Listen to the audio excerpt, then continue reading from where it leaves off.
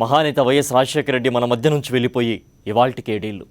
ప్రజా సంక్షేమ పథకాల అమలులో దేశానికే మార్గదర్శకంగా నిలిచిన మహానేత వైఎస్ఆర్ కోట్లాది మంది గుండెల్లో అంతులేని శోకాన్ని మిగిల్చి సంక్షేమ రాజ్యాన్ని మనకు అందించి వెళ్ళిపోయారు. ప్రజల గుండెల్లో ఆయన చిరస్మరణీయుడు. అందుకే ప్రతి సంవత్సరం కోట్లాది మంది ఆ మహానేతను స్మరించుకుంటున్నారు.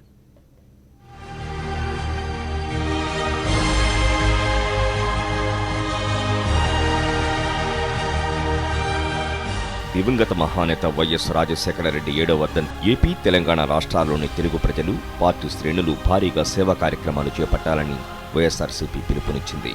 వైఎస్ మరణించిన 7 ఏళ్లలో ప్రతి సందర్భంలోనూ వైఎస్ ఉంటే ఇలా జరిగేదా అని ప్రతి ఒక్కరూ తలుచుకుంటున్నారని ఆ పార్టీ నేతలు అంటున్నారు.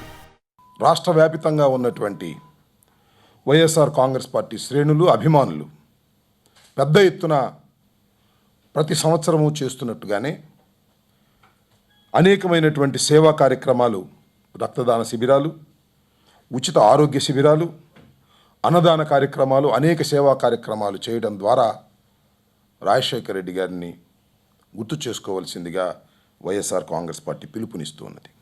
ఆయన మరణించిన తర్వాత రాష్ట్రం 2గా చీలిపోయింది. 2 రాష్ట్రాల్లోనూ సంక్షేమ పథకాలు జరగనటువంటి దౌర్భాగ్యమైన పరిస్థితి ఏర్పడుతుంది.